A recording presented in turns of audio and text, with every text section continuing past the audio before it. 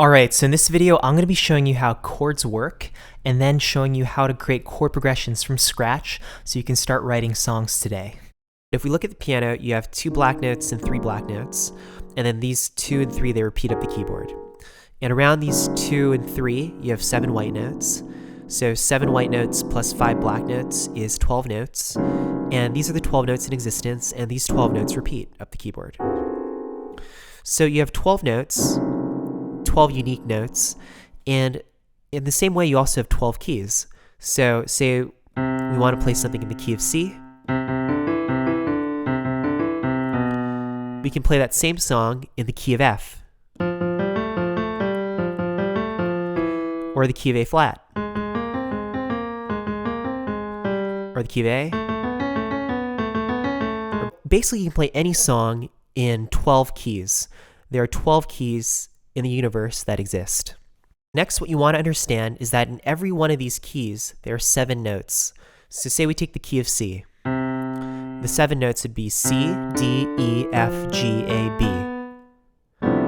It's these 7 white notes. Whereas if we took the key of E, for example, it would be E, F sharp, G sharp, A, B, C sharp, D sharp, E.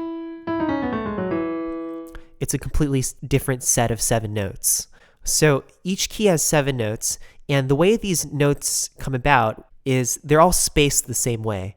So the way a key is spaced is by half steps and whole steps. So a half step is the smallest distance between notes. So from here to here, or from here to here, or from here to here, those are all half steps. A whole step is a distance bigger.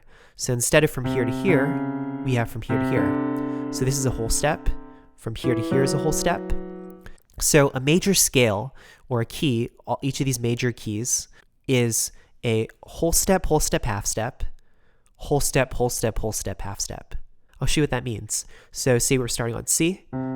First you want to do a whole step, and then a whole step, and then a half step. So whole step from here to here, whole step from here to here, and a half step. And then now you want 3 whole steps. So whole step, and then lastly a half step, because this is very close, right? Half step.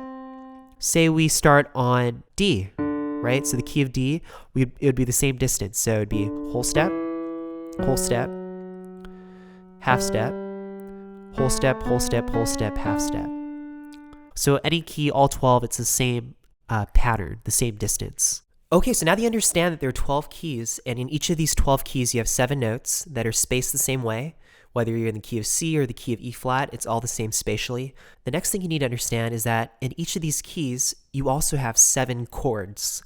So if we look at the key of C, those are 7 notes, and these are our 7 chords.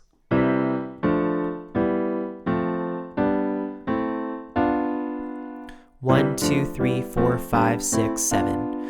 And each of these 7 chords that are in your key, we're in the key of C right now, they each have different qualities. So if you look at the first chord, that's a happy sounding chord, that's a major chord. So you have the 1 major, but then the next chord, it sounds a little bit sad, so that's a minor chord.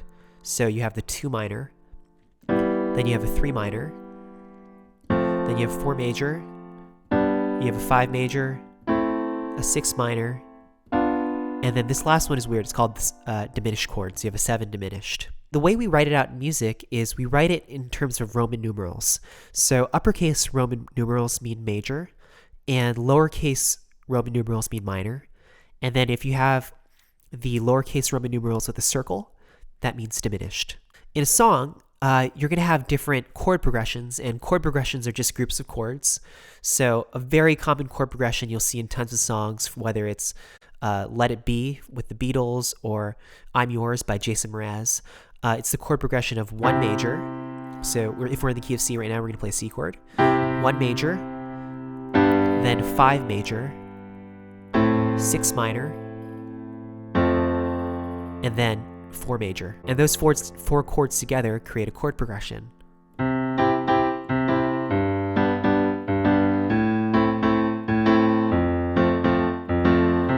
All right, so now I'm going to give you a basic formula that you can use to create your own chord progressions. Now, this formula is not the only formula to create chord progressions. There are tons and tons of chord progressions that don't follow this formula, but this is a great formula to start off with when you're first starting out with songwriting. Okay, so the formula is a 1 chord, fill in the blank, then a 4 or 5 chord.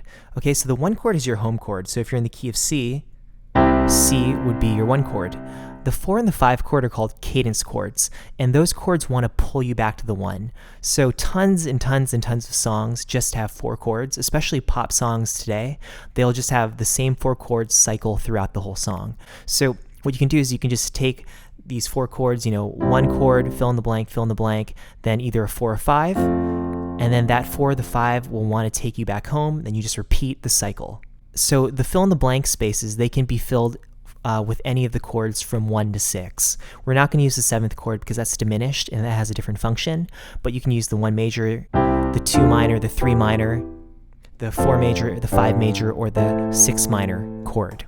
An example of a chord progression would be 1 major, then you can fill in the blank with, say, a 3 minor, then you can fill in the next blank with maybe a 6 minor, and then you go to a cadence chord, which can be 4 or 5. So let's choose 4. That's your chord progression.